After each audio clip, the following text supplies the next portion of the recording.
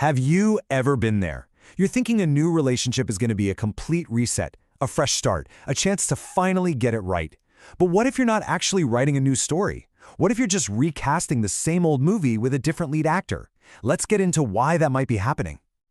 Right, this is the big question, isn't it? When you jump into a new relationship, especially one that starts as an affair, are you really solving your problems, or are you just, moving them to a new address with exact same baggage? And here's the thing. Our source material hits the nail on the head. It suggests it's not really about the partner, it's about the pattern. See, just swapping out the person you're with doesn't magically fix the internal scripts that you've been following, maybe for years.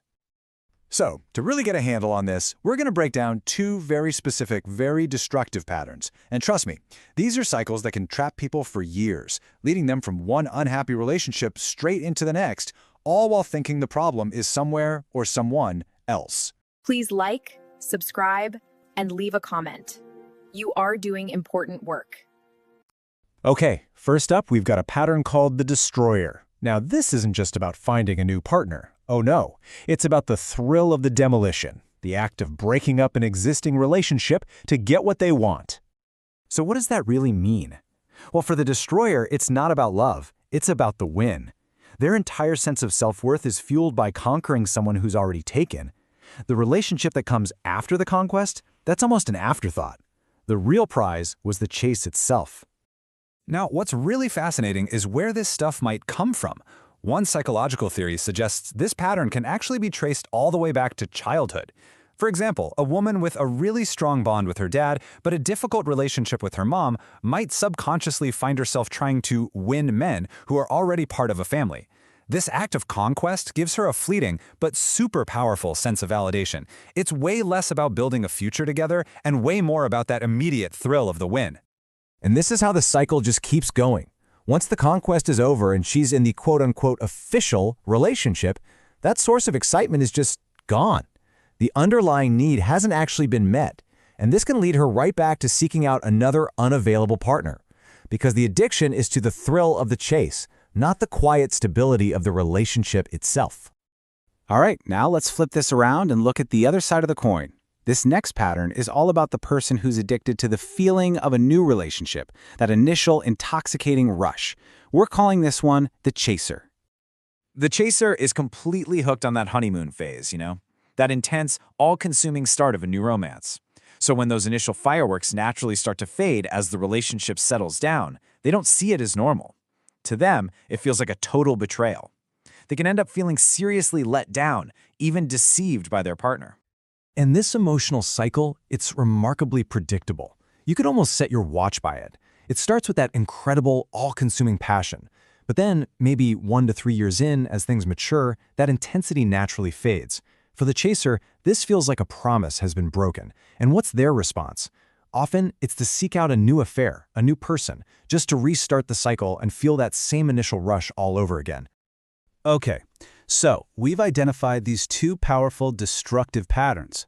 The big question, the million-dollar question is, how do you stop the ride? How do you finally get out of this revolving door? Well, the answer, maybe not so surprisingly, involves taking a long, hard look in the mirror, not at your partner. This, right here, this is the turning point. What if the endless search for a new partner, a new feeling, has absolutely nothing to do with them and everything to do with some unmet need deep inside you? Just recognizing that is the crucial first step to breaking the cycle and finding something that might actually last. So how do you actually do this? It's going to take some really honest self-reflection. First, look back. Are you just recasting the same role over and over with a new face? Step 2, figure out what's really driving you. Is it a constant gnawing need for that new relationship buzz? And finally, the most important step of all, address these patterns head on. Do the work to understand yourself before you go and make another life-changing decision. Because ultimately, understanding your true motives, that's the only path to genuine, lasting change. It's about digging past all the symptoms, the string of broken relationships, and finally getting to the root cause of it all. If you take one thing away from this whole explainer, let it be this. When you find yourself in the same situation over and over and over again, the one common denominator is you. The problem isn't the person you're with or the person you're leaving for. It's the pattern you're stuck in. And look, ignoring these patterns has real consequences. If you don't deal with the root cause of your behavior, your brand new relationship is probably going to end for the very same reasons your last one did. You're not solving the problem, you're just moving it. So we'll leave you with that.